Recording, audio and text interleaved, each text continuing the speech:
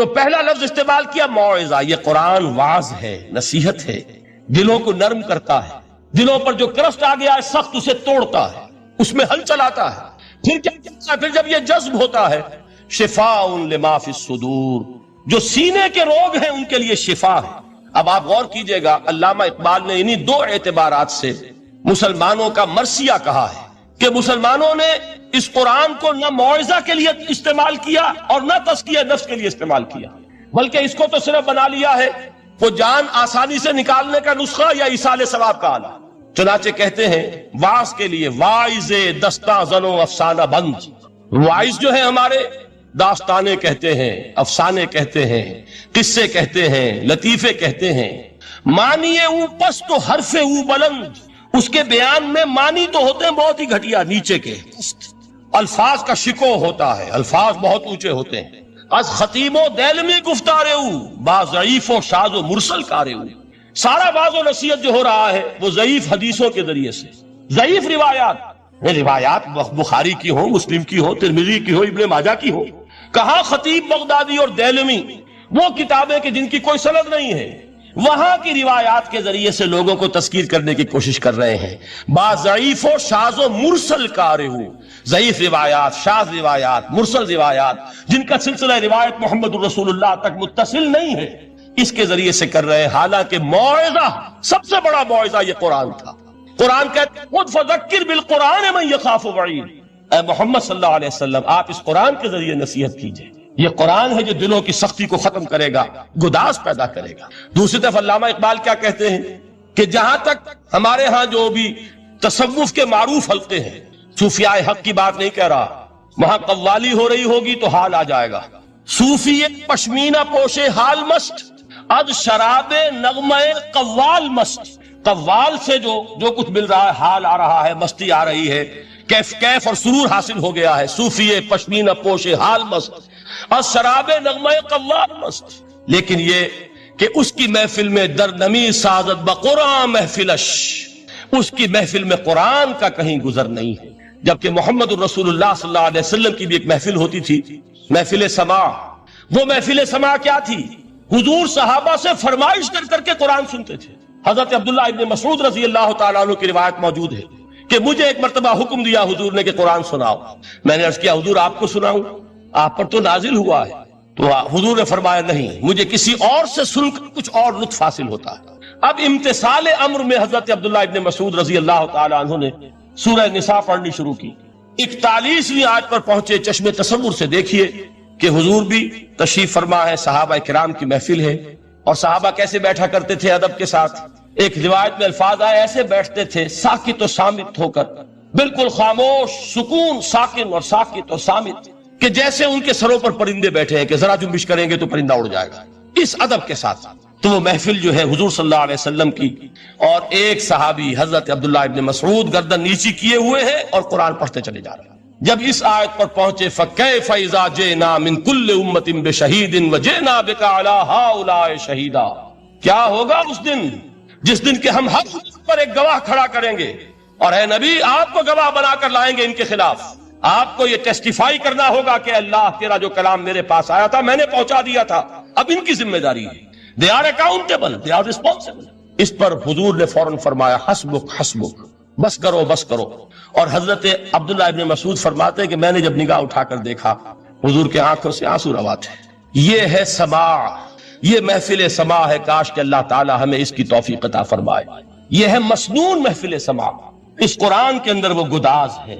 آیا کہ نہیں 7ویں پارے کے بالکل آغاز میں وَإِذَا سَمِعُوا مَا أُنزِلَ إِلَى الرَّسُولِ تَرَىٰ أَعْيُنَهُمْ تَفِيضُ مِنَ الدَّمْعِ مِمَّا عَرَفُوا مِنَ الْحَقِّ يَقُولُونَ رَبَّنَا آمَنَّا فَاكْتُبْنَا مَعَ الشَّاهِدِينَ.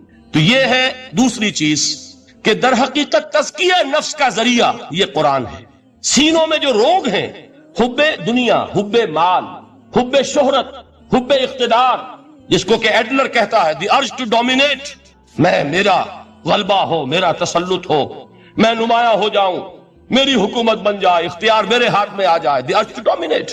یہ ساری ارجز ہیں ہماری در حقیقت جس سے فساد رونما ہے. یہ حب مال ہے جس کی وجہ سے ہمارے اندر تنافس ہے. الہاکم التکاثر حتی زرتم المقابر. یہ کثرت اور بہتات کی طلب تمہیں غافل کیے رکھتی ہے یہاں تک کہ قبروں تک جا پہنچتے ہو. آنکھ انسان کی کھل نہیں پاتی. جس کے پاس 10 نسلوں کے لیے کھانے کو موجود ہے اس کی بھی ہرس جو ہے اور مزید کا لالچ جو ہے وہ ختم نہیں ہوتا. یہ چیزیں ہیں اصل روگ.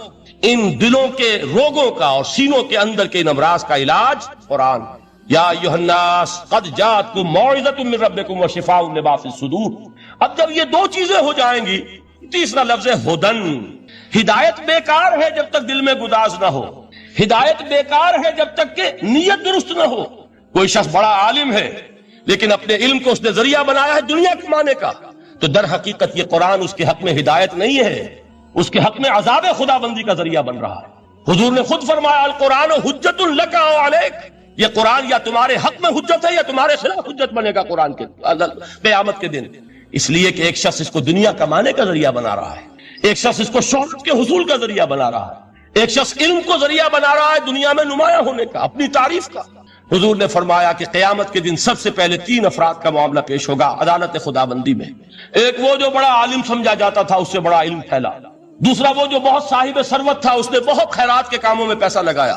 تیسرا وہ جو دنیا میں شہید سمجھا جاتا تھا کہ اللہ کی راہ میں جنگ کرتے ہوئے جان دے دی. اللہ ان تینوں سے جو اس کو نعمتیں دی تھی ان کا ذکر کر کے پوچھے گا کہ میں نے تمہیں یہ دیا، تمہیں یہ دیا، تمہیں یہ دیا، تم کیا کر کے لائے؟ وہ شہید کہے گا کہ اللہ میں نے تیری راہ میں جنگ کی اور اپنی جان دے دی تاکہ تو راضی ہو جائے. اللہ فرمائے گا کذبتا، تو نے جھوٹ بولا. ان قاتلت لئن یقال جریء، تو نے تو یہ جنگ اس لیے کی تھی کہ کہا جائے کہ بڑا جری ہے، بڑا بہادر ہے.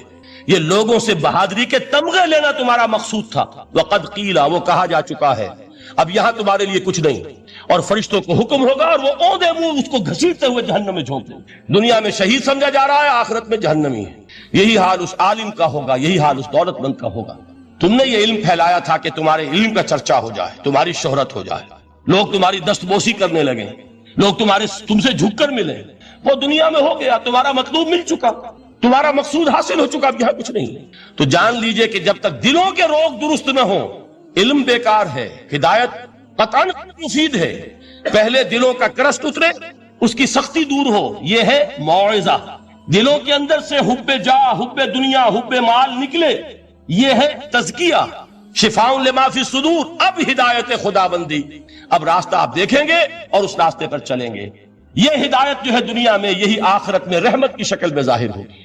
جنہوں نے اس قرآن کی ہدایت سے فائدہ اس دنیا میں اٹھایا، آخرت میں رحمت خدا بندی کی بدلیاں ان پر سائے کریں گے.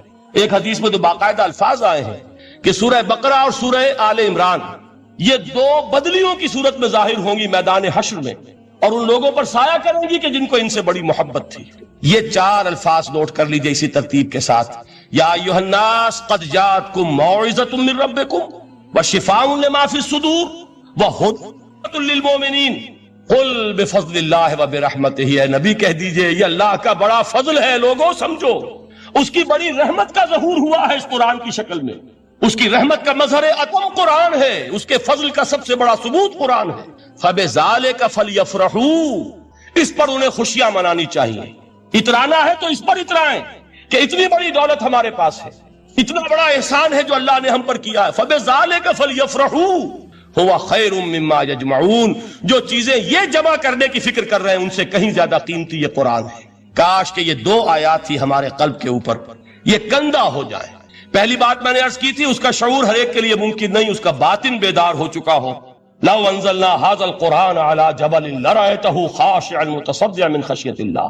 جن کی ارواح بیدار ہو چکی ہوں وہ قرآن کی اس تاثیر کو محسوس کریں گے.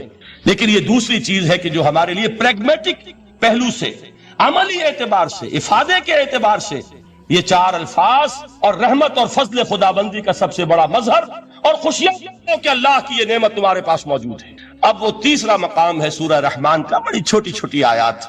آپ نے سنا ہوگا حضور نے سورہ رحمان کے بارے میں فرمایا ہے سورۃ الرحمان عروس القرآن. یہ سورہ رحمان جو ہے یہ قرآن کی دلہن ہے. جیسے دلہن کو آپ خوشنما لباس پہناتے ہیں، آراستہ پیراستہ اس کو گہنے اور اس کو زیور پہناتے ہیں، تو جس طریقے سے سجاتے ہیں آپ دلہن کو، اللہ تعالیٰ نے ایک سورت قرآن مجید میں یہ ایسی رکھی ہے سورہ رحمان کہ اسے خوب سجایا ہے. اس میں الفاظ کا در و بست، اس کا اپنا ایک ڈیوائن میوزک ہے. وہ تو اللہ تعالیٰ قراء جو ہے، خاص طور پر مصر کے قراء، اللہ تعالیٰ ان پر رحمت نازل فرمائے، ان کی خطاؤں سے درگزر کرے. جس طرح قرآن کے انٹرنسک میوزک کو انہوں نے واضح کیا ہے، واقعہ یہ ہے کہ اگر یہ لوگ نہ ہوتے، شیخ عبد الباسط محمد عبد الصمد، شیخ محمود خلیل الحصری، یہ لوگ کہ جنہوں نے قرآن کے اس غنا، میوزک، یہ لفظ جو ہے آپ حیران نہ ہو کہ میں یہ کوئی شاید توہین کر رہا ہوں قرآن کی، حضور نے یہ لفظ استعمال کیا ہے، تغنو، اس قرآن کو اچھی سے اچھی خوشلحانی کے ساتھ پڑھو، من لم یتغن بالقرآن فلیس منا، جو قرآن کو بہتر سے بہتر انداز میں، اچھی سے اچھی آواز میں، خوشلحانی کے ساتھ پڑھنے کی کوشش نہیں کرتا، وہ ہم میں سے نہیں ہے۔ بلکہ ایک مرتبہ حضور رات کے وقت آپ گشت پر تھے اپنے ساتھیوں کے حالات معلوم کرنے کے لیے، حضرت ابو موسیٰ اشعری رضی اللہ تعالیٰ عنہ ایک صحابی ہیں، ان کے گھر کے پاس سے گزر ہوا، وہ رات کو تہجد پڑھ رہے تھے، کھڑے ہوئے کیف کے عالم میں قرآن تلاوت کر رہے ہیں، حضور کو بہت پسند آئی ان کی قرات، کافی دیر تک وہاں کھڑے سنتے رہے۔ اب انہیں کیا پتا کون سن رہا ہے، بالکل اسی طرح سمجھ لیجئے ایک بات یاد آئی ہے، حضور فرماتے ہیں کہ جس طرح کان لگا کر اللہ قرآن کسی چیز کو نہیں سنتا، ہمیں نظر نہیں آتا نا، ہمیں معلوم نہیں، ہم قرآن پڑھ رہے ہیں تو سننے والا کون ہے؟ سب سے زیادہ کان لگا کر خود اللہ۔ یہاں اس لیے مجھے یاد آیا کہ ابو موسیٰ اشعری کو کیا پتا تھا کہ کون سن رہا ہے، وہ اپنی کیفیت میں نماز میں تہجد میں قرآن کی تلاوت کر رہے تھے، اور ظاہر بات ہے ان کے گھر ایکڑوں میں بنے ہوئے نہیں تھے، ایک ایک کمرہ، ایک ایک کوئی حجرہ، ایسے ہی تو گھر تھے نا صحابہ کے، لہذا حضور پاس سے گزرے، آواز آئی، کافی دیر سنتے رہے، اس کے بعد آپ تشریف لے گئے، صبح فجر میں ملاقات ہوئی تو حضور نے تحسین کے انداز میں فرمایا، یا ابا موسیٰ انک قد اوتیت مزمارا من مزامیر آل داؤد، اے ابو موسیٰ تمہیں تو آل داؤد کے سازوں میں سے ایک ساز اللہ نے عطا فرما دیا ہے۔ جس طرح حضرت داؤد، لہن داؤدی مشہور ہے کہ جب وہ پچھلے پہر رات کو حمد کے ترانے الاپتے تھے، قرآن میں ہے کہ پرندے شامل ہو جاتے تھے ساتھ، اور پہاڑ وجد میں آتے تھے، پہاڑ بھی ان کے ساتھ شریک ہوتے تھے، تو جس طرح کا اللہ نے ان کو لہن عطا فرمایا تھا، حضور نے تحسین کے انداز میں فرمایا ہے ابو موسیٰ اشعری، اللہ نے تمہیں بھی آل داؤد کے سازوں میں سے ایک ساز عطا فرمایا۔ بہرحال قرآن مجید کا جو یہ میوزک ہے، قرآن کے الفاظ کا جو حسن ہے، جہاں تک حسن معنوی ہے وہ تو ہر لفظ میں ہے، لیکن یہ حسن ظاہری، حسن صوتی، حسن لفظی، یہ اپنے کلائمیکس پر آپ کو نظر آئے گا سورہ رحمان میں۔ لیکن قرآن میں یہ سورت اس اعتبار سے بھی ممتاز ہے، اس کی 4 آیات پر ذرا توجہ کریں گے، عجیب حقائق سامنے آئیں گے۔ جہاں یہ قرآن مجید کے حسن صوت اور حسن لفظی کی معراج ہے، وہیں اس کی پہلی 4 آیات میں 4 چوٹی کی چیزوں کا ذکر ہے، سب سے اونچی چیز ہے۔ پہلی آیت کیا ہے؟ الرحمن، ایک آیت ہو گئی۔ رحمان کیا ہے؟ اللہ کا نام ہے۔ کبھی آپ نے غور کیا اللہ کے ناموں میں سب سے پیارا نام کون سا ہوگا؟ رحمان۔ کیوں؟ اس کا مادہ کیا ہے؟ ہمیں سب سے بڑھ کر جس چیز کی ضرورت ہے وہ کیا ہے؟ رحمت خداوندی۔ نام اچھی طرح سن لیجئے اس حضور کے قول کو۔ حضور فرماتے کوئی شخص جنت میں مجرد اپنے عمل کی بنیاد پر داخل نہیں ہو سکے گا جب تک کہ رحمت خداوندی دستگیری نہ کرے۔ کسی صحابی نے بڑی ہمت اور جرأت کا ثبوت دیا کہ پوچھ لیا کیا حضور آپ بھی؟ جب آپ نے فرمایا کوئی شخص داخل نہیں ہو سکتا جنت میں محض اپنے عمل کی بنیاد پر جب تک کہ رحمت خداوندی جو ہے وہ دستگیری نہ فرمائے۔ پوچھا گیا کیا آپ بھی؟ آپ نے فرمایا ہاں میں بھی۔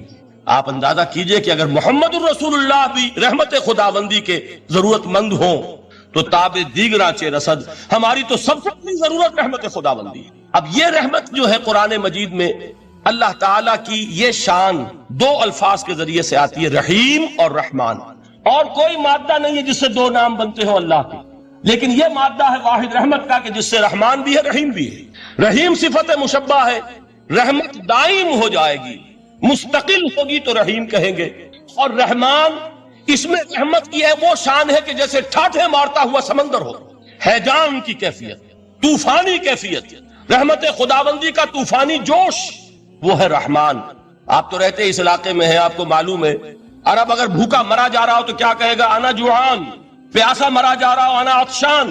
بہت غضبناک ہوگا غضبان، غضبان آصفہ قرآن میں آیا ہے، بہت غضبناک۔ رحمان جس کی رحمت جو جوش میں ہے، ٹھاٹھے مارتے ہوئے سمندر کے مانند، تو یہ اللہ تعالیٰ کے ناموں میں سب سے پیارا نام۔ اب آگے چلیے، الرحمن علم القرآن، رحمان قرآن سکھایا۔ رحمت خداوندی کا سب سے بڑا مظہر، رحمان کی رحمانیت کا سب سے بڑا مظہر قرآن ہے۔ ان میں جو منطقی ربط ہے اس کو سمجھتے جائیے۔ اچھا آپ یہ سوچئے جو بھی انسان کو حاصل ہوا وہ کس نے دیا؟ اللہ نے۔ سائنس کا علم کس نے دیا؟ اللہ نے۔ علم آدم الاسماء کلھا، وہ علم الاسماء جو حضرت آدم کو دے دیا گیا تھا ازل میں، یہ اسی کا ظہور ہے۔ یہ اسی کی ایکسفولیشن ہے جو ہو رہی ہے اور ہوتی رہے گی ابھی. اور دوسرے علم ہے وہ کس نے دی؟ اللہ نے دی. لا یحیطون بشیء من علمہ الا بما شاء. مخلوق میں سے کوئی اللہ کے علم میں سے کسی شے کا احاطہ نہیں کر سکتا مگر وہ جتنا اللہ دینا چاہے. لیکن یہ کہ تمام علوم میں چوٹی کا قرآن. نوٹ کرتے جائیے، اب چوٹی کی چیزیں جمع کیجیے. اللہ کے ناموں میں چوٹی کا نام رحمان. اللہ نے جو کچھ انسان کو سکھایا اس میں چوٹی کا علم قرآن. خلق الانسان، انسان کو پیدا فرمایا. سوال یہ کہ حیوانات کو کس نے پیدا فرمایا؟ آسمان کس نے پیدا کیے؟ زمین کس نے پیدا کی؟ فرشتے کس نے پیدا کیے؟ کیا مطلب خلق الانسان؟ اس کی تمام مخلوقات میں اس کا کلائمیکس، اس کی تخلیق کی معراج، اس کے تخلیق کا نقطہ عروج انسان ہے. یہ ہے کہ جو مسجود ملائک بنا ہے. وَلَقَدْ كَرَّمْنَا بَنِي آدَمَ وَحَمَلْنَاهُمْ فِي الْبَرِّ وَالْبَحْرِ وَرَزَقْنَاهُمْ مِنَ الطَّيِّبَاتِ وَفَضَّلْنَاهُمْ عَلَى كَثِيرٍ مِّمَّنْ خَلَقْنَا تَفْضِيلًا. تو تخلیق میں سب سے اونچی تخلیق انسان کی. علموں میں سب سے اونچا علم قرآن کا. اللہ کے ناموں میں سب سے اونچا نام رحمان. اب آئیے چوتھی چیز، علمہ البیان. انسان کو بیان کی صلاحیت عطا فرمائی. کیا اور کوئی صلاحیت عطا نہیں کی؟ بینائی کس نے دی؟ اللہ نے. اسی طریقے سے سماعت کس نے عطا فرمائی؟ اللہ نے. کتنی فیکلٹیز ہیں، کتنے ایکسٹرنل آرگنز ہیں سینس کے، کتنے انٹرنل سینسز ہیں جو اللہ نے دیے ہیں. لیکن یہاں بھی سمجھ لیجئے جتنی فیکلٹیز ہیں ہیومن فیکلٹیز، ان میں ٹاپ کی فیکلٹی جو ہے وہ اسپیچ ہے، کلام ہے، بیان ہے. جن لوگوں نے میڈیکل سائنس کا مطالعہ کیا ہے وہ جانتے ہیں کہ یہ برین ہے، ہیومن برین، اس برین میں جو وہ اوپر ایک زرد سا مادہ ہوتا ہے، گرے میٹر، اس کی ایک کوٹنگ ہوتی ہے. یہ ہائیسٹ ایوالوڈ فارم ہے اور اس میں سب سے بڑا رقبہ جو ہے وہ اسپیچ سینٹر کہلاتا ہے. اسی لیے انسان کو حیوان ناطق کہتے ہیں. حیوان کے اور انسان کے مابین امتیاز قائم کیا گیا، نطق، گویائی، بولنا. اب یہ کیا چیز ہوئی؟ انسان کی صلاحیتوں میں سے سب سے اونچی صلاحیت. 4 آیتیں ہو گئی نا. اللہ کے ناموں میں سب سے چوٹی کا نام رحمان. اس نے جو علوم پیدا کیے ان میں چوٹی کا علم قرآن. اس نے جو مخلوقات پیدا فرمائی ان میں چوٹی کی مخلوق انسان. انسان کو جو صلاحیت اور استعدادات عطا فرمائی ان میں چوٹی کی استعداد بیان. جمع کیجئے، نتیجہ کیا نکلے گا؟ وہ نتیجہ ایک حدیث نبوی کی شکل میں سامنے آتا ہے. پہلی حدیث میں نے یہی پڑھی تھی. اس کے راوی کون ہے؟ عثمان ابن عفان. میں حیران ہوتا ہوں وہ قافیہ یہاں بھی موجود ہے. رحمان، قرآن، بیان، انسان، عثمان، عفان. باپ بھی اسی وزن پر ہے، عثمان ابن عفان. عن عثمان ابن عفان رضی اللہ تعالی عنہ قال قال رسول اللہ صلی اللہ علیہ وسلم. حضرت عثمان شہید مظلوم ذو النورین رضی اللہ تعالی عنہ فرماتے ہیں کہ اللہ کے رسول صلی اللہ علیہ وسلم نے فرمایا خیرکم من تعلم القرآن وعلمہ. تم میں سے بہترین وہ ہے جو قرآن سیکھے اور سکھائے. قوت بیان جو تمہاری فیکلٹی ہے اس کا استعمال کسی گھٹیا کام کے لیے نہیں ہونا چاہیے. دیکھیے اردو میں محاورہ ہے کہ توپ سے مکھی نہیں ماری جاتی. توپ بنائی گئی ہے کسی بڑی شے کے لیے، مکھی مارنے کے لیے توپ استعمال نہیں ہوتی. یہ قوت بیان جو ہے، جو ٹاپ موسٹ فیکلٹی ہے ہیومن جو فیکلٹیز ہیں ان میں سے، اس کا استعمال بھی ٹاپ موسٹ ہونا چاہیے. قرآن کو بیان کرو. وہ جیسے کہ علامہ اقبال نے کہا ہے، بلکہ غالباً ان کے قبر پر آس پاس جو اشعار لکھے ہوئے ان میں سے ایک یہ بھی ہے، اگر یک قطرہ خونداری اگر مشتے پرے داری بیابامن تو آموزم طریق شاہ بازی را. اگر تمہارے اندر ایک قطرہ بھی خون کا ہے اور مٹھی بھر بھی پر اگر اللہ نے دیے ہیں تو میرے پاس آؤ کہ میں تمہیں شاہبازی کے طریقے سکھاؤں. اسی طرح جان لیجئے اگر اللہ نے قوت گویائی عطا فرمائی، اگر اللہ نے تمہیں حیوان ناطق بنایا، اگر اللہ تعالیٰ نے تمہیں یہ صلاحیت عطا فرمائی، اس صلاحیت کا مصرف دنیا کو نہ بناؤ، اس صلاحیت کا مصرف اللہ کے کلام کو پھیلانے پر اس کو صرف کرو. خیرکم من تعلم القرآن وعلمہ. خیر جب لفظ آتا ہے بغیر من کے، ورنہ تو آتا خیر من ہو تو یہ ہوگی کمپیریٹیو جو ایک ایڈجیکٹیو جو ہوتی ہے، لیکن یہ سپرلیٹیو ڈگری ہے جب بغیر من کے ہوگا. خیرکم دی بیسٹ امنگسٹ یو، جو تم میں بہترین لوگ ہیں وہ کون ہیں؟ من تعلم القرآن وعلمہ، جو قرآن سیکھیں اور سکھائیں، قرآن پڑھیں اور اسے بیان کریں. آج جان لیجئے سب سے بڑی ضرورت اس بات کی ہے کہ آج کا قرآن پڑھیں. آپ حیران ہوں گے کہ یہ کیا کہا اس نے. دیکھیے قرآن اترا ہے 1400 برس پہلے، لیکن تا قیام قیامت نوع انسانی کو جتنے مسائل درپیش ہوں گے ان سب کا حل اس میں ہے. البتہ کھودنا پڑے گا، گہرائی میں اترنا ہوگا. ایک قرآن کی سطح ہے، اس سطح نہیں، اس کی گہرائیوں کے اندر غوطہ زنی کرو. قرآن میں ہو غوطہ زن اے مرد مسلمان. اور آج کا قرآن یعنی آج کی ہدایت جو اللہ نے اس میں رکھی ہوئی ہے، ڈیجیٹل، اس کو نکالو اس کے اندر سے. ابھی میں حدیث تو آپ کو سناؤں گا، اس میں یہ تصور آئے گا سامنے اور واضح ہو کر. آج کے انسان کی رہنمائی اس قرآن سے اخذ کر کے انسان تک پہنچاؤ. یہ ہے فریضہ محمد الرسول اللہ کی امت کا صلی اللہ علیہ وسلم. آپ نے وہ حدیث سنی تھی کہ بلغوا انی ولو آیۃ. حضور نے خطبہ حجۃ الوداع میں پہلے تو گواہی لی مسلمانوں سے، 1.25 لاکھ کا مجمع جمع تھا. حجۃ الوداع آخری حج. آپ نے اپنے خطبے میں، جس کے چند جملے میں سنا چکا ہوں آپ کو ایچ جی ویلز کے حوالے سے، اپنی تعلیمات کے اہم نکات کو بار بار دہرا کر بیان کیا، ہیمر کیا، اچھی طرح ذہنوں میں اتارا. اس کے بعد ایک سوال کیا، الا تو لوگوں میں نے پہنچا دیا کہ نہیں؟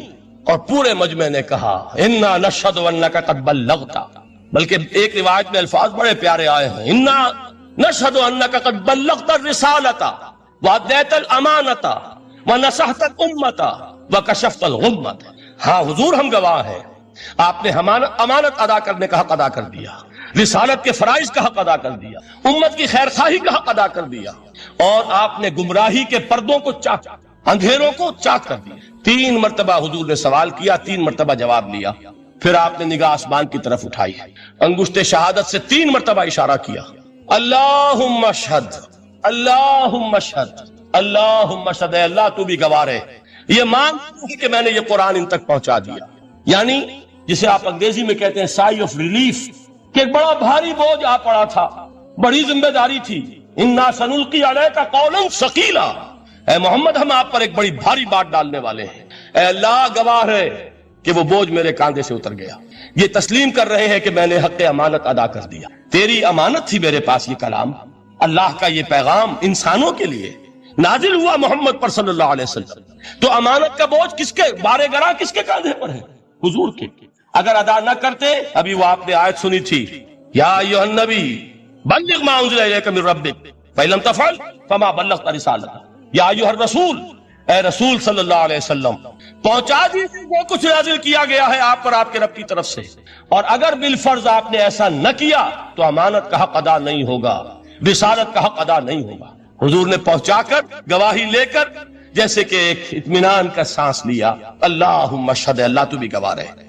اس کے بعد آپ نے فرمایا تھا وہ چھوٹا سا جملہ جو آپ میں سے ہر شخص بآسانی یاد کر کے اٹھ سکتا ہے، فَلْيُبَلِّغِ الشَّاهِدُ الْغَائِبَ. اب پہنچا وہ جو یہاں ہیں ان کو جو یہاں نہیں ہے، اس لیے کہ میری رسالت پوری نوع انسانی کے لیے. وقت فرصت ہے کہاں، کام ابھی باقی ہے، نور توحید کا اتمام ابھی باقی ہے. ابھی تو ہند تک یہ پیغام جانا ہے، چینیوں تک جانا ہے، ابھی یورپ میں اس پیغام کو پہنچنا ہے. دی اذانیں کبھی یورپ کے کلیساؤں میں، کبھی افریقہ کے تپتے ہوئے صحراؤں میں. یہ کون کرے گا؟ اے امت محمد، یہ ذمہ داری اب تمہاری ہے صلی اللہ علیہ وسلم. اسی کو آپ نے مزید تاکیداً فرمایا، بلغوا انی ولو آیۃ، میرا کوئی امتی بھی اس سے بالکل فارغ نہ رہ جائے، بالکل محروم نہ رہے، ایک آیت بھی پہنچا سکتا ہو تو پہنچائے. یہ ہے وہ ذمہ داری کہ جو اس حدیث کی روح سے خیرکم من تعلم القرآن وعلمہ. ایک ہوتا ہے ذمہ داری کو ایک بوجھ کی حیثیت سے، ایک فرض کی حیثیت سے بیان کرنا. یہاں ہے تشویق اور ترغیب کا انداز. کون نہیں چاہتا کہ میں بہتر سے بہتر کیریئر اختیار کروں؟ کون نہیں چاہتا کہ میری زندگی اعلیٰ سے اعلیٰ ہو؟ کون نہیں چاہتا کہ میرا وقت جو ہے اس کی بڑی سے بڑی قیمت مجھے ملے؟ کاش کہ ہمیں معلوم ہوتا کہ قرآن کا سیکھنا اور سکھانا اتنا اعلیٰ کیریئر ہے. کاش کہ ہمیں معلوم ہوتا کہ قرآن کی تبلیغ اور دعوت، اس میں جو گزر رہا ہے وہ کتنا قیمتی ہو گیا ہے، اس کا کتنا بڑا اجر و ثواب اللہ کے ہاں ملنا ہے. تو خیرکم من تعلم القرآن وعلمہ، تم میں سے بہترین لوگ وہ ہیں جو قرآن سیکھیں اور سکھائیں. دوسری حدیث حضرت عمر سے مروی ہے رضی اللہ تعالی عنہ. یہ پہلی روایت متفق علیہ تھی، بخاری اور مسلم دونوں میں موجود ہے. دوسری روایت صحیح مسلم کی ہے. حضرت عمر فرماتے ہیں، قال قال رسول اللہ صلی اللہ علیہ وسلم ان اللہ یرفع بهذا الكتاب اقواما ویضع به آخرین. اللہ اب اس کتاب کے ذریعے قوموں کو اٹھائے گا اور اسی کو ترک کرنے کے باعث رسوا کرتے. یہ ہے اب ابد الآباد تک کے لیے، خاص طور پر مسلمانوں کے لیے اللہ تعالیٰ کا یہ قانون.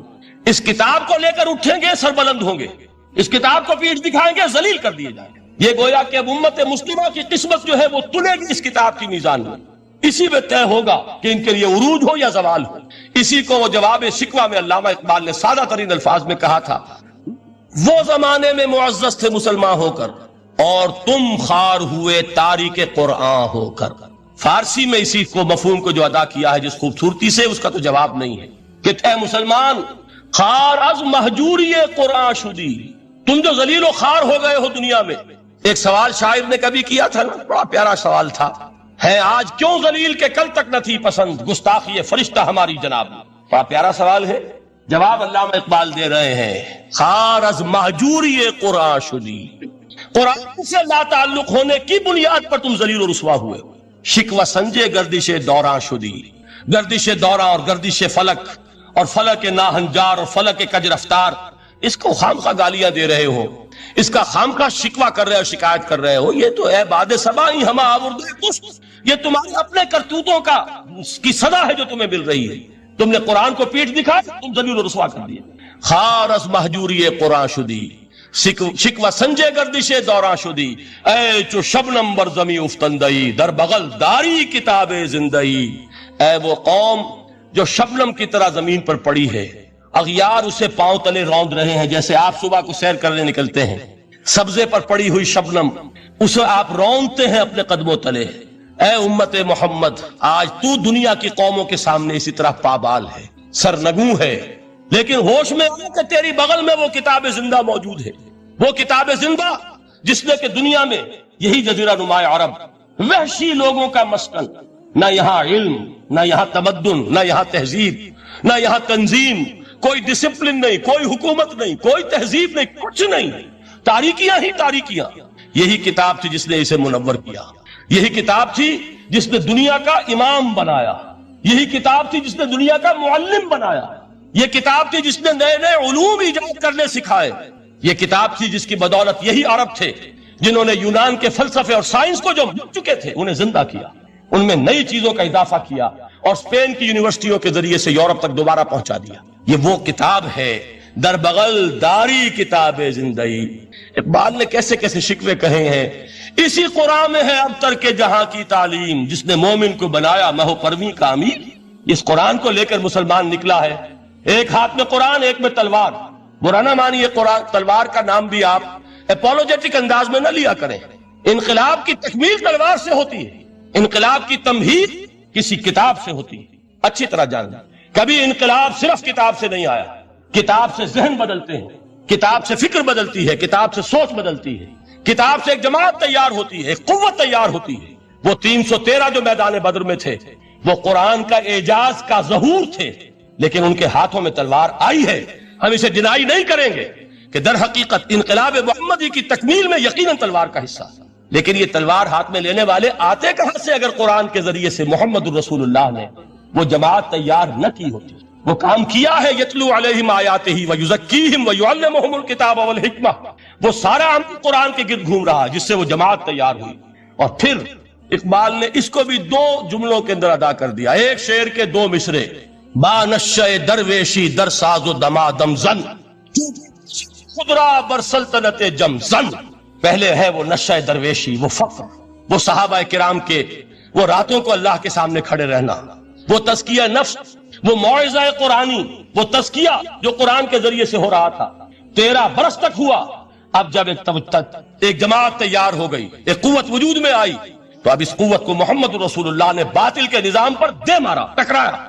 بانشہ درویشی در ساز و دمادم زن، چون پختہ شریف بر سلطنت جم زن۔ تبھی وہ انقلاب آیا، جاء الحق وزہق الباطل ان الباطل کان زہوقا۔ تو اللہ تعالیٰ اس کتاب کو اب میزان بنا چکے ہیں، وبالحق انزلناہ وبالحق نزل، یہ قرآن حق کے ساتھ نازل ہوا ہے، فیصلہ کن کتاب ہے۔ انہ لقول فصل وما هو بالحزل، یہ قول فصل ہے، حزل نہیں ہے، کسی شاعر کی شاعری نہیں ہے کہ آپ نے تحسین کی تو کیا اور نہ کی تو کیا۔ یہ کتاب وہ ہے کہ اگر مانو گے تو مہو پرویں کا امیر بنو گے، اور اگر اس کو پیٹھ دکھا رکھو گے جیسے دکھائی تم نے تو ذلیل کر دیے جاؤ گے، رسوا کر دیے جاؤ گے، جیسے کہ آج کم سے کم 300 برس سے پوری دنیا میں مسلمان ذلیل اور خوار ہیں۔ خار از مہجوری قرآن شدی، شکوہ سنجے گردش دوراں شدی، اے چو شبنم بر زمیں افتندئی، در بغل داری کتاب زندئی۔ ان اللہ یرفع بہذا الکتاب اقواما وَيَضَعُ بِهِ آخَرِينَ رواہ مسلم۔ آخری حدیث جس پر کہ میں اپنی گفتگو ختم کر دوں گا یہ حضرت علی سے ہے رضی اللہ تعالی عنہ۔ دیکھیے ایک حدیث حضرت عثمان سے، ایک حضرت عمر سے، ایک حضرت علی سے۔ یہ سب کون ہیں؟ یہ سب ہمارے ہیں۔ یہ محمد الرسول اللہ صلی اللہ علیہ وسلم کی تربیت کا شاہکار حضرت ابوبکر رضی اللہ تعالیٰ عنہ سے بھی ایک حدیث مروی ہے، لیکن اس کا متن مجھے یاد نہیں تھا۔ مفہوم اس کا یہ ہے کہ جس شخص کو اللہ نے قرآن جیسی دولت دی ہو اور پھر کبھی اس کے دل میں یہ خیال آئے کہ اللہ نے اپنے کسی اور بندے کو کوئی زیادہ بڑی نعمت دی ہے، اس نے قرآن کی ناقدری کی۔ کسی ملینئر کو دیکھ کر اور بلینئر کو دیکھ کر، کسی کا بہت بڑا محل دیکھ کر اگر تمہارے دل میں یہ خیال آیا کہ یہ دولت بڑی ہے اس دولت سے جو تمہارے پاس ہے قرآن کی، تو تم قرآن کی قدر و قیمت سے واقف نہیں۔ تمہیں معلوم کیا کہ یہ کتنی بڑی دولت ہے؟ یہ در حقیقت شرح ہے انہی الفاظ قرآنی کی کہ فَبِذَلِكَ فَلْيَفْرَحُوا هُوَ خَيْرٌ مِّمَّا يَجْمَعُونَ۔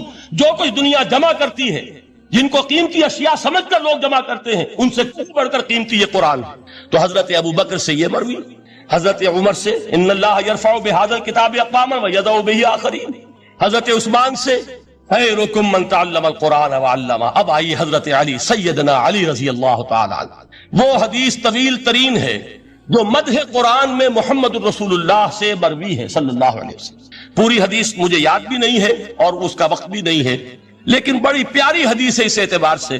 آغاز کیسے ہوا؟ حضرت علی فرماتے ہیں قال رسول اللہ صلی اللہ علیہ وسلم انہا ستکون فتنۃ، ان قریب ایک بہت بڑا فتنہ رونما ہوگا۔ حضور نے خبر دی فتنے کی۔ حضرت علی فرماتے اس پر میں نے عرض کیا، میں نے عرض کیا مل مخرج منہا یا رسول اللہ، اے اللہ کے رسول اس سے نکلنے کا راستہ کون سا ہوگا؟ دیکھیے یہ لکھا ہوا ایگزٹ، نکلنے کا راستہ، اور عام طور پر آپ نے دیکھا ہوگا بڑے ہالز میں یہ سرخ روشنی ہوتی ہے، اس میں اس کا اہتمام کیا جاتا ہے کہ اگر خدا نہ خواستہ کو حادثہ ہو جائے لوگوں کو معلوم ہو نکلنے کا راستہ کون سا، یہ مخرج ہے۔ حضور نے خبر دی کہ فتنہ ہوگا۔ تو دیکھیے میں ایک بات عرض کیا کرتا ہوں، ذرا توجہ کیجئے، ہمارا حال کیا ہے؟ ہم بڑے ریشنلسٹ قسم کے لوگ ہیں، یہ زمانہ ریشنلزم کا ہے۔ اگر ہم ہوتے تو کیا پوچھتے؟ وہ فتنہ کیا ہوگا، کیوں ہوگا، کہاں سے آئے گا؟ ہمارے سوال یہ ہوتے، کب آئے گا، کیوں، کہاں، کب، کیسے۔ ان سب کی حیثیت علمی سوالات کی ہے۔ بھائی کب آئے گا ایک علم ہے، کیسے آئے گا علم ہے، کہاں سے آئے گا علم ہے، لیکن اصل جو عملی اعتبار سے اہمیت والی شے ہے، بچاؤ کا راستہ کون سا ہوگا محمد الرسول اللہ، یہ بتائیے ہم۔ مل مخرج منہا یا رسول اللہ، حضرت علی نے یہ نہیں پوچھا فتنہ کیا ہوگا، کہاں سے آئے گا حضور، کیوں آ جائے گا، کب آ جائے گا، نہیں، مل مخرج منہا یا رسول اللہ، اے اللہ کے رسول یہ بتائیے کہ جب وہ فتنہ رونما ہوگا تو نکلنے کا راستہ کون سا ہوگا۔ اس کا جواب ہے ارشاد فرمایا محمد رسول اللہ نے، کتاب اللہ، اللہ کی کتاب ہے وہ مخرج، یہ کتاب ہے کہ جس کو تھامو گے تو فتنوں سے محفوظ رہو گے۔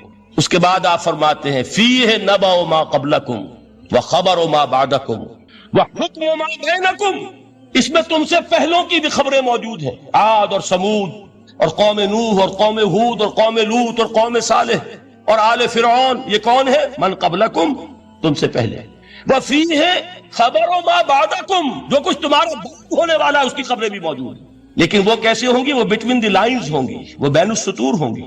ان کے لیے انسان کو، آپ کو معلوم ہے ایک عبارت میں سطور ہوتی ہے اور ایک درمیان میں ہوتا ہے، ان کے کچھ لکھا ہوا نہیں ہوتا۔ You have to read between the lines. قرآن میں بعد میں والے حالات بھی درج ہیں، لیکن اس طرح نہیں جیسے کہ پچھلے حالات درج ہیں۔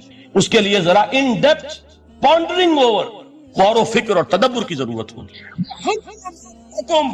اور جتنے وفات تمہارے اندر پیدا ہوں گے تا قیام قیامت، ان سب کا فیصلہ بھی اس کتاب میں موجود ہے۔ وَهُوَ حَبْلُ اللَّهِ الْمَتِينُ وَهُوَ الذِّكْرُ الْحَكِيمُ، یہی تو ہے، وَهُوَ الصِّرَاطُ الْمُسْتَقِيمُ، سیدھا راستہ، اور کون سا؟ یہ قرآن تو ہے۔ ہر رکعت میں کہتے ہو اهْدِنَا الصِّرَاطَ الْمُسْتَقِيمُ، اور قرآن دیا ہوا ہے اس پر غور نہیں کرتے۔ عجیب تماشا ہے ہمارا، نماز کی ہر رکعت میں اهْدِنَا الصِّرَاطَ الْمُسْتَقِيمُ، اور حضور فرمایا وَهُوَ الصِّرَاطُ الْمُسْتَقِيمُ، صراط مستقیم یہ قرآن ہی تو ہے، الذکر الحکیم یہ قرآن ہی تو ہے، وَهُوَ حَبْلُ اللَّهِ الْمَتِينُ، اور یہی ہے اللہ کی مضبوط رسی۔ آپ نے قاری صاحب سے وہ آیات سنی سورہ آل عمران کی، وَاعْتَصِمُوا بِحَبْلِ اللَّهِ جَمِيعًا وَلَا تَفَرَّقُوا، اللہ کی رسی کو مضبوطی سے مل جل کر تھامو اور تفرقے میں مبتلا نہ ہو۔ تفرقہ ہوگا تو کیا ہوگا؟ تمہاری ہوا اکھڑ جائے گی۔ آج آپ کو معلوم ہے دول عرب اگر یہ یکجا ہو جائیں، ایک دن کے لیے اسرائیل قائم نہیں رہ سکتا۔ امریکہ نے، امریکہ کا باپ اسے قائم نہیں رکھ سکتا۔ اگر امت عرب ہی جمع ہو جائے، عالم اسلام تو بڑی شے ہے، جو وسائل ان کے پاس ہیں، جو اللہ تعالیٰ نے ان کو نعمتیں عطا فرمائی، لیکن افتراق، انتشار، اختلاف، جتھے بندی، گروہ بندی، دھڑے بندی، اس نے اسرائیل کا خنجر ان کے سینے میں پیوست کیا ہوا، اس لیے کہ فَتَذْهَبَ رِيحُكُمْ، اگر تم اختلاف کرو گے تو تمہاری ہوا اکھڑ جائے گی۔ آج وہ ہوا اکھڑ چکی ہے۔ تو فرمایا وَاعْتَصِمُوا بِحَبْلِ اللَّهِ جَمِيعًا وَلَا تَفَرَّقُوا، اللہ کی رسی کو مضبوطی کے ساتھ مل جل کر تھامو اور تفرقے میں مت پڑو۔ حضور فرما رہے ہیں وہ اللہ کی رسی کون سی؟ هُوَ حَبْلُ اللَّهِ الْمَتِينُ، یہی قرآن ہے اللہ کی مضبوط رسی۔ علامہ اقبال نے کیا خوب کہا ہے۔ علامہ اقبال نے قرآن اور حدیث کے حقائق کو جس طریقے سے اشعار کا جامہ پہنایا ہے، وہ تو خود کہتے ہیں گوہر دریائے قرآن سفتام، میں نے قرآن مجید کے دریا سے موتی نکال کر اپنے اشعار کے اندر میں نے چن دیے ہیں۔ میرا کام اور کچھ نہیں ہے، موتی کوئی بھی غواص پیدا نہیں کرتا، دریا کی گہرائی سے نکال لاتا ہے۔ یہ میری حکمت نہیں ہے جو میرے اشعار میں ہے، یہ میں نے قرآن مجید کے دریا میں غوطہ زنی کر کے اس سے یہ موتی نکالے۔ گوہر دریائے قرآن سفتام۔ اب دیکھیے اسی حدیث کے اس ٹکڑے کو کیسے شعر میں لائے ہیں۔ از یک آئینی مسلمان زندہ است، پے کرے میں لفظ قرآن زندہ است۔ مسلمان کی زندگی تو ایک آئین کے بدولت ہے، یہ آئین قرآن، جو کہا تھا کبھی قائد اعظم مرحوم نے جب پوچھا گیا تھا کہ آپ کے پاکستان کا دستور کیا ہوگا، کیا فرمایا تھا؟ یاد کیجئے کہ ہمیں کسی نئے دستور کی ضرورت نہیں، ہمارا دستور 1400 برس پہلے طے ہو چکا ہے۔ یہ ہماری بدقسمتی ہے جو کچھ کہا تھا قائد اعظم نے کہ God has given us a golden opportunity to prove our worth as architects of a new state and let it not be said that we didn't prove equal to the task۔ میں معذرت کے ساتھ عرض کروں گا حضرت کہ واقعہ یہ ہے کہ ہم اس کے equal to the task ثابت نہیں ہوئے۔ قائد اعظم کا دیا ہوا پاکستان آج دنیا میں موجود نہیں ہے، اس کا ایک حصہ اپنے نام سے دستبردار ہو کر بنگلہ دیش بن چکا ہے، اس نے اپنی تاریخ کو خیر بات کہہ دیا ہے۔ حالانکہ مسلم لیگ کی جنم بھومی ڈھاکہ ہے، 1906 میں ڈھاکہ میں مسلم لیگ نے جنم لیا، اور اگر وہ صرف ہم سے علیحدہ ہوتا یا گہرا صدمہ ہوتا، لیکن یہ کہ اس نے جب نام بدلا ہے، در حقیقت اس نے اپنے تاریخ سے، اپنے پس منظر سے استعفیٰ دیا ہے۔ یہ ہمارا دوہرا ہمارے لیے صدمے کی بات ہے۔ کیا 2 یمن موجود نہیں ہیں؟ ان میں سے کوئی ایک بھی اپنا نام چھوڑنے کو تیار ہوگا؟ کیا 2 جرمنی دنیا میں موجود نہیں ہے؟ کوئی ایک بھی ان میں سے اپنا نام چھوڑے گا؟ کیا 2 کوریا نہیں ہے؟ 2 ویتنام نہیں ہے؟ تو کیا 2 پاکستان نہیں ہو سکتے تھے؟ ہو سکتے تھے۔ میں یہ کہا کرتا ہوں کہ یہ گہرا صدمہ ہے علیحدگی، اور دوہرا صدمہ ہے، اور اس سے کہیں زیادہ بڑا کہ انہوں نے اپنا نام بدل دیا، اپنی آئیڈینٹی چینج کر دی، انہوں نے وہ نام اپنے ماتھے سے اتار کر خلیج بنگال کے اندر ڈبو دیا۔ یہ بہت بڑی سزا ہے جو ہمیں ملی ہے۔ کیوں ملی ہے؟ کہ ہم نے 25 برس تک اس جس کو کہا تھا کہ وہ ہمارا آئین ہے، اس کو آئین نہیں بنایا۔ ہم نے دنیا کے سامنے جھولیاں پساری، ہم نے طرح طرح کے نظاموں کو آزمایا، لیکن اس قرآن کی طرف پیش قدمی نہیں کی۔ اللہ تعالیٰ ڈھیل دیتا ہے لیکن سزا بھی بہت سخت ہوتی ہے۔ ان بطش ربک لشدید، وہ ہم پر کوڑا برسا ہے۔ تاریخ انسانی کی عظیم ترین شکستوں میں سے ایک شکست ہے کہ جو ہمارے ماتھے پر قلم کے ٹیکے کی طرح موجود ہے۔ اللہ کرے کہ آئندہ یہ تاریخ اپنے آپ کو نہ دہرائے۔ لیکن میں عرض کر دیتا ہوں آپ سے، جو ہمارے لچھن ہیں، جو ہمارا طرز عمل ہے، جو ہمارے لیل و نہار ہیں، جو ہمارا انداز ہے، اللہ کے دین کا استہزاء اور تصور، جس طرح اللہ کے ساتھ مذاق ہم کر رہے ہیں، اس کا شاید اس سے بھی کہیں زیادہ برا نتیجہ نکلے۔ اللہ مجھے اور آپ کو اور ارض مقدس پاکستان کو اس انجام سے بچائے، لیکن اس کے لیے کام کرنا ہوگا۔ صرف کہنے سے بات نہیں بنے گی، کمر کسنی ہوگی، ہمت جو ہے پھر انسان کو اثر نو، ایک نئی تعمیر، ایک عزم، ایک ہاتھ میں قرآن اور ایک میں تلوار لے کر یہ پھر دوبارہ میدان میں آئے۔ بہرحال عرض یہ کرنا تھا، اقبال کہتا ہے از یک آئینی مسلمان زندہ است، پے کرے ملت ز قرآن زندہ است، ماں ہم خاک و دل آگاہ اوست، اعتصامش کن کہ حبل اللہ اوست۔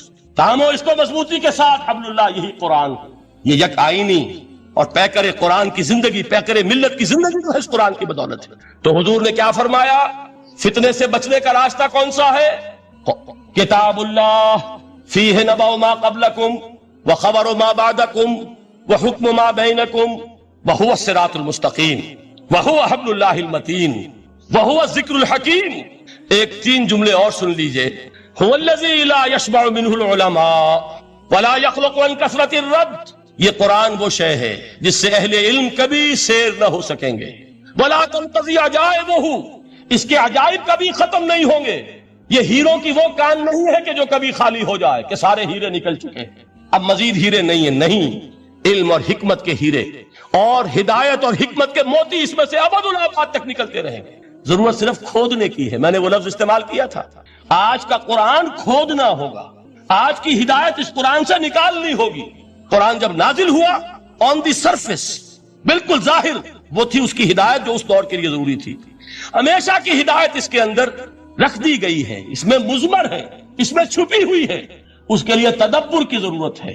کتاب انزلناہ الیک مبارک لیدبروا آیاتہ ولیتذکر اولو الالباب. لوگ تدبر کریں, اس کی گہرائیوں کے اندر غوطہ زنی کریں. لا تنقضی عجائبہ, اس کے عجائب کبھی ختم نہیں ہوں گے. ولا یشبع منہ العلماء, اہل علم کبھی اس سے سیر نہیں ہوں گے. آپ کو سخت بھوک لگی ہوتی ہے اور کھانا کھانے کے تھوڑی دیر کے بعد اب آپ کا ہاتھ رک جاتا ہے, سیر ہو گئے. بہترین کھانا ہے لیکن نہیں کھا سکتے. اگر عام حالات میں وہ آتا تو کبھی نہ چھوڑتے, لیکن اب وہ آپ کا میزبان کہہ رہا کچھ اور لیجئے, تناول فرمائیے ذرا یہ. بھائی نہیں, میں اب بھر چکا. یہ آپ کہتے ہیں کہ نہیں؟ حضور فرمائے یہ قرآن وہ شے نہیں ہے جس سے اہل علم کبھی سیر ہو سکے. ان کی پیاس بڑھتی چلی جائے, ان کے اندر quest of knowledge, search for wisdom بڑھتی چلی جائے. کبھی بھی انسان یہ محسوس نہیں کرے گا کہ مجھے جو لینا تھا میں لے چکا, بلکہ یہ کہ جیسے جیسے قدم آگے بڑھیں گے تہذیب کے, تمدن کے, علم کے, اتنے ہی قرآن جو ہے وہ آگے بڑھتا چلا جائے گا ہر دور کی رہنمائی کے لیے. لا تنقضی عجائبہ ولا یخلق عن کثرت, بار بار کے پڑھنے سے اس پر بوسیدگی طاری نہیں ہوگی. دنیا کی اور کتابیں ہیں, ایک دفعہ پڑھ لیں گے, 2 دفعہ پڑھ لیں گے, 3 دفعہ پڑھ لیں گے, 4 دفعہ پڑھ لیں گے, پھر جی نہیں چاہے گا. لیکن یہ کتاب وہ ہے, امام شافعی کا میں واقعہ آپ کو سناتا ہوں. وہ یہ کہتے ہیں کہ ایک مرتبہ میرے ذہن میں یہ سوال آ گیا کہ اجماع کے لیے بھی قرآن مجید میں کوئی سند ہے, دلیل ہے؟ سب مانتے ہیں کہ اجماع جو ہے سورس ہے قرآن کے اسلامی قانون کی, جس پر کہ امت کا اجماع ہو جائے. تو کہتے ہیں میں نے 300 مرتبہ قرآن پڑھا اول سے آخر تک صرف اس دلیل کی تلاش میں. 300 مرتبہ مجھے نہیں ملی. 301ویں مرتبہ جب پڑھ رہا تھا مجھے روشنی مل گئی. وہ یبتغی غیر سبیل المؤمنین کے جو الفاظ آئے ہیں, نولیہ ما تولی ونصلہ جہنم, جو کوئی شخص مسلمانوں کے راستے کو چھوڑ کر کوئی اور راستہ اختیار کرے گا ہم اسے اسی کے حوالے کر دیں گے اور جہنم میں پہنچا دیں گے. معلوم ہوا مسلمانوں کا جس پر اجماع ہو جائے اس کو بھی ایک سند حاصل ہے. یہ مسلمانوں کا مجمع علیہ ایک راستہ ہے, اس کو بھی ایک سند اور دلیل کی حیثیت حاصل. اب آخری الفاظ جو میں نے پڑھ کر سنائے تھے شروع میں, 4 الفاظ ہیں چوٹی کے, وہ تو اللہ کرے کہ آپ یاد کریں. اس حدیث کا اختتام, ویسے حدیث بہت طویل ہے, قرآن مجید کی عظمت کا بیان محمد الرسول اللہ کی زبانی صلی اللہ علیہ وسلم, قدر گوہر شہادانت یا بدانت گوہری. میں نے قرآن کے 3 مقامات سے 7 آیتیں سنائی اور حضور صلی اللہ علیہ وسلم کی چند احادیث سنا رہا ہوں. آخری الفاظ کیا ہیں؟ من قال بہ صدق, جس نے اس قرآن کی بنیاد پر کوئی بات کہی اس نے سچ کہا. ومن حکم بہ عدل, جس نے اس قرآن کی بنیاد پر کوئی فیصلہ کیا اس نے عدل کیا. ومن عمل بہ اجر, اور جس نے اس پر عمل کیا اس کا اجر محفوظ. اور آخری ٹکڑا ومن دعا ہدی الی صراط مستقیم, جو اس کی طرف بلائے گا, اس قرآن کی طرف, کسی اور کو ہدایت ہو نہ ہو اس کی ہدایت گارنٹیڈ ہے. ہدی الی صراط مستقیم, یہ ماضی مجہول وہ ہے جو کوئی شک ہو چکی, جو اس قرآن کی طرف لوگوں کو بلائے گا اسے تو ہدایت نصیب ہو گئی صراط مستقیم کی طرف. اللہ تعالیٰ مجھے اور آپ کو اس بات کی توفیق دے, اس قرآن مجید کی عظمت کا انکشاف ہو ہم پر کسی ادنا سے ادنا درجے میں, اس درجے میں تو ہو جائے کہ پھر کسی اور چیز کے پڑھنے میں لذت محسوس نہ ہو. اگر یہ بھی نہیں ہے, اگر ڈائجسٹ پڑھنے میں زیادہ دلچسپی ہے اور شکاریات پڑھنے میں زیادہ دل لگتا ہے, اور اگر بھوت پریت کی کہانیاں, یہ بھی عجیب ہے انسان کا معاملہ, اچھے اچھے عقلاء اور اچھے اچھے بالغ لوگ وہ بھی اس قسم کی اوکلٹ چیزیں پڑھتے ہیں, تو معلوم ہوا کہ قرآن مجید سے شناسہ نہیں, قرآن سے تعارف نہیں ہوا, اس کے جمال و جلال سے کوئی حصہ نہیں ملا. اگر یہ ہو جائے کم سے کم, جیسے کہ کہا تھا انہوں نے, وہ جو سبع معلقہ کے شاعر ہیں آخری, اب عادل قرآن, کیا قرآن کے بعد بھی گنجائش ہے کہ اب میں شعر کہوں؟ اگر یہ حیثیت ہماری ہو جائے کہ قرآن کے پڑھنے کے بعد اب کسی اور شے کے پڑھنے میں لطف محسوس نہ ہو, جو چیز قرآن کو سمجھنے کے لیے پڑھیں, قرآن کے سمجھنے کے لیے, ظاہر بات ہے. میں ایک مثال دیا کرتا ہوں کہ آپ سمندر کے کنارے کھڑے ہیں, آپ سے تو بہت قریب ہے سمندر, لیکن آپ پانی لینا چاہتے ہیں تو اتنا ہی لیں گے جتنی بالٹی آپ کے پاس ہے. سمندر میں پانی کی کمی نہیں ہے, لیکن آپ کی بالٹی, پھول کھل گلشن گلشن, لیکن اپنا اپنا دامن, گلشن میں پھول کی کمی نہیں ہے, میری جھولی چھوٹی ہے, کیا کروں؟ تو اگر آپ کا ظرف ذہنی چھوٹا ہے تو قرآن سے کتنا کچھ اس میں اڈھیل لیں گے. ظرف ذہنی وسیع ہونا چاہیے. آپ کے ذہن کے اندر وسعت ہو. اور یہ وسعت ذہن جو ہے یہ پیدا ہوتی ہے دوسرے علوم سے. آپ سائنس جتنی پڑھیں گے آپ کا ذہن وسیع سے وسیع تر ہوگا. فلسفہ جتنا پڑھیں گے ذہن وسیع سے وسیع تر ہوگا. منطق پڑھیے ذہن وسیع سے وسیع ہوگا، تیز ہوگا، شارپ ہو جائے گا. یہ ساری چیزیں در حقیقت پڑھنی چاہیے کس لیے؟ ظرف ذہنی کو وسیع کرنے کے لیے، تاکہ اس میں قرآن مجید کے علم و حکمت کا زیادہ سے زیادہ حصہ ہم حاصل کر سکیں. اگر یہ بات ہو جائے، اور پھر خیرکم من تعلم القرآن وعلمہ، یہ تو ہوا قرآن سے حاصل کرنا. اب اس حاصل کرنے کے بعد اب اس کے بانٹنے والے بن جاؤ. سب سے بڑی دولت یہ ہے، لہذا سب سے بڑا سفیر وہ ہے جو اس دولت کو بانٹ رہا ہو. انسان کا سب سے بڑا خادم وہ ہے جو ہدایت کے خزانے لٹا رہا ہو. یہ ہے سب سے بڑی خدمت خلق، یہ ہے سب سے بڑی سخاوت. خیرکم من تعلم القرآن وعلمہ. اللہم ربنا اجعلنا منہم، اللہم ربنا اجعلنا منہم، اللہم ربنا اجعلنا منہم. اقول قولی ھذا واستغفر اللہ لی ولکم ولسائر المسلمین والمسلمات. اور مدینے پہ حملہ بھی ہوا ہی نہیں ہے، یہ تو حضور اقدام کر رہے ہیں نا. لہذا بہت اہم ہے یہ بات. یہ تمام سیرت کی کتابوں میں واقعات موجود ہیں، لیکن ان کے بٹوین دی لائنز کہ یہ ایک انقلابی عمل کا تقاضا تھا کہ اس وقت یہ ہوتا. بس یہ سمجھنے کی بات ہے. حکمت کیا ہے، وزڈم کیا ہے، فلسفہ کیا ہے، یہ میں آپ کو فلسفہ سیرت آج پڑھا رہا ہوں. آپ اس کو سامنے رکھیے گا اور پھر سیرت کا مطالعہ کیجیے. واقعات تو وہی ہے. 8 مہمیں ہیں غزوہ بدر سے پہلے. بعض میں حضور خود بھی تشریف لے گئے، بعض میں آپ نہیں تشریف لے گئے، آپ نے ایک دستہ بھیج دیا. ان سے آپ نے کیا کیا؟ یہ اقدام ہے. کیا کیا؟ 2 کام میں بتا چکا ہوں. پولیٹیکل آئسولیشن آف قریش اور اکنامک بلاکیڈ آف مکہ. آپ ایک مہم پر تشریف لے گئے، چند کچھ عرصے ایک علاقے میں رہے، وہاں کے قبیلے کے سرداروں سے ملاقاتیں کی، ان سے معاہدہ کر لیا، انہیں حلیف بنا لیا. یا تو پہلے وہ حلیف تھے قریش کے، تو اب حلیف قریش کے بھی ہو گئے اور حضور کے بھی ہو گئے، نیوٹرل تو ہو گئے نا. یا یہ کہ ان کا ادھر سے معاہدہ ٹوٹ گیا، ادھر حضور کے ساتھی ہو گئے، تو قریش کی طاقت سکڑ رہی ہے کہ نہیں؟ یہی ہے پولیٹیکل آئسولیشن کی اصطلاح. اکیلے کر دو دشمن کو. نمبر 2، ان کی ساری جو معیشت کا دار و مدار تھا تجارت پر، کاروان روٹس، رحلۃ الشتاء والصیف لإلاف قریش ایلافہم رحلۃ الشتاء والصیف. شام کی طرف راستہ جا رہا ہے تو بدر کے پاس سے گزر کر، بدر مکے سے 200 میل اور مدینے سے کل 80 میل. مدینے والوں کے لیے آسان ہے کہ نہیں انٹرسیپٹ کرنا؟ اور یہ تو قریب تھا. حضور نے ایک دستہ بھیجا کہاں؟ وادی نخلہ. نخلہ ہے مکے اور طائف کے درمیان. یہ تو ذہن میں ہوگا، طائف جنوب میں ہے مکے کے اور مدینہ شمال میں ہے. Absolutely opposite direction. بات صرف قرب کی نہیں ہے، 300 میل کے فاصلے پر بھی ایک دستہ بھیجا. اور انسٹرکشن کیا تھی؟ اسٹے ایٹ نخلہ، وہاں قیام کرو اور قریش کی نقل و حرکت کو اپنی نگاہ میں رکھو اور ہمیں اطلاع دیتے رہو. یہ 2 چیزیں ذہن میں رکھی. اور جدید اصطلاحات کے حوالے سے بات آسان ہو رہی ہے. یہ ہے اقدام، یہ ہے دکھتی رگ کو چھیڑنا. اس کے نتیجے میں میں ایک لفظ کہا کرتا ہوں، سانپ بل سے باہر آیا. 1000 کا لشکر لے کر ابو جہل نکلا. میں ایک بات آپ کو سمجھا دوں، یہ کہیں اور آپ کو نہ ملے. دیکھیے، یہ جان لیجئے، انگریزی دور میں ہم نے سیرت کو بھی مسخ کیا ہے. اس کی وجہ کیا تھی؟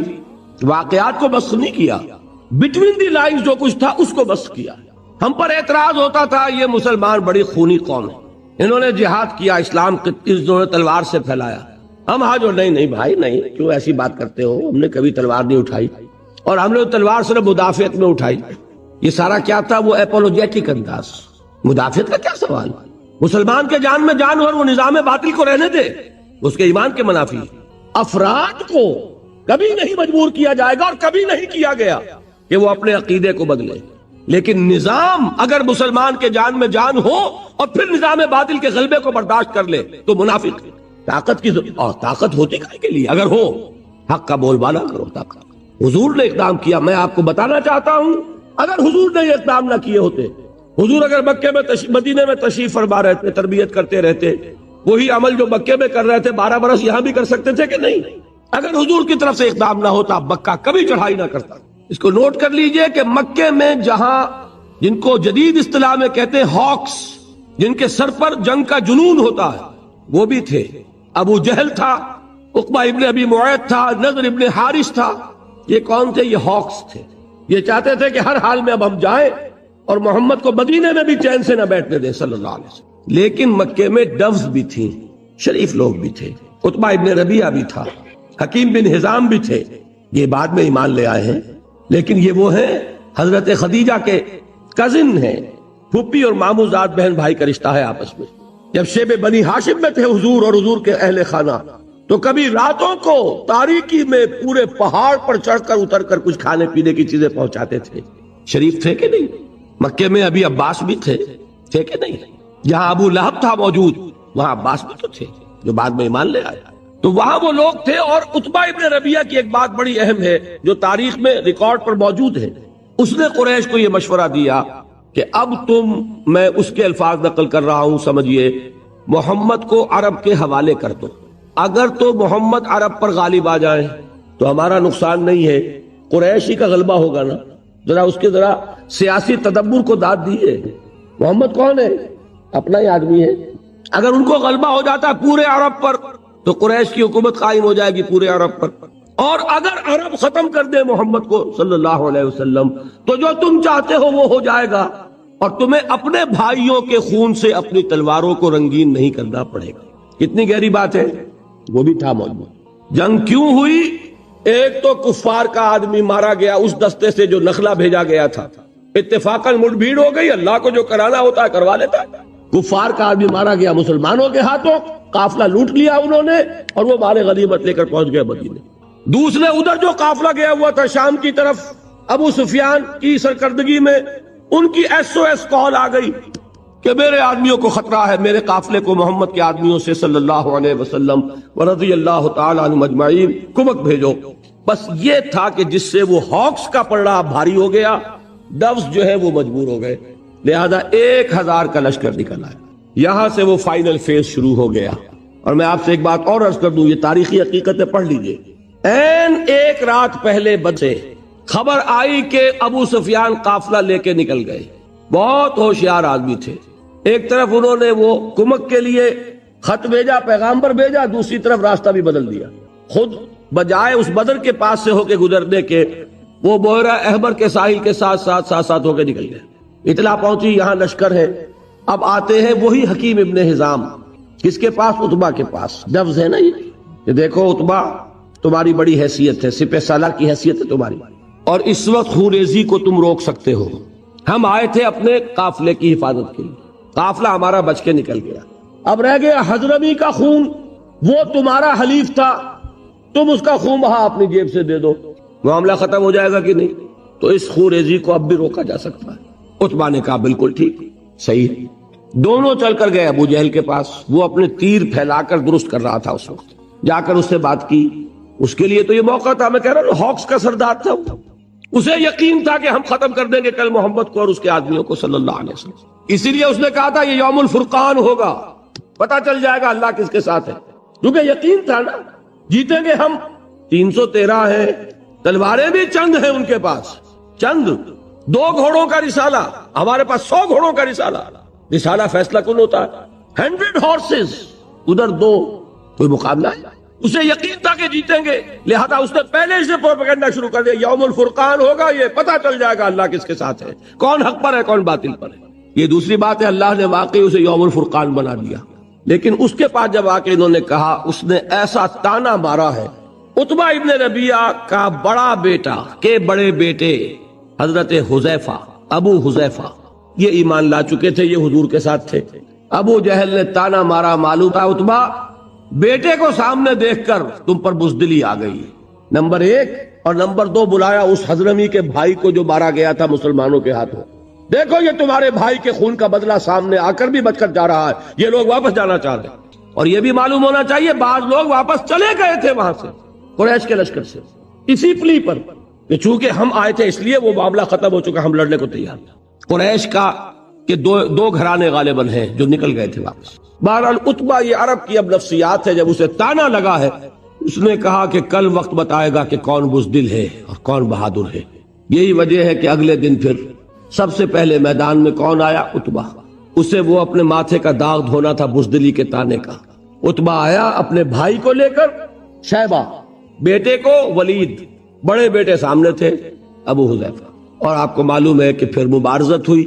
حضرت حمزہ کے ہاتھوں عتبہ، حضرت علی کے ہاتھوں باقی دونوں، شیبہ بھی اور ولید بھی ختم ہوئے۔ ہاں حضرت عبیدہ ابن حارث رضی اللہ تعالیٰ عنہ وہ زخمی ہو گئے۔ بہرحال میں جو بتانا ہے وہ کیا ہے، یہ تھا اقدام کے نتیجے میں آرم کانفلکٹ۔ یہ آرم کانفلکٹ مسلح تصادم رہا 6 برس، اپس اینڈ ڈاؤنز۔ اپس میں سب سے پہلے بدر، 70 قرشی مارے گئے اور مسلمان 13 شہید ہوئے میدان میں آن دی اسپاٹ۔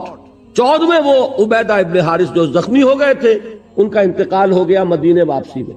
لیکن اگلے سال کیا ہوا؟ احد۔ یہ میں اس لیے بتانا چاہتا ہوں کہ ڈسپلن کی اہمیت کا اندازہ ہو جائے۔ 70 صحابہ شہید، حضور زخمی، دندان مبارک شہید، چہرہ مبارک لہو لہان، ایک بہت بڑی زک مسلمانوں کو اٹھانی پڑی۔ کس وجہ سے؟ سورہ آل عمران میں اللہ نے فرمایا لَقَدْ صَدَقَكُمُ اللَّهُ وَعْدَهُ، اے مسلمانوں تم ہمیں بلیم نہیں کر سکتے، اللہ نے تو اپنا وعدہ تم سے پورا کر دیا تھا۔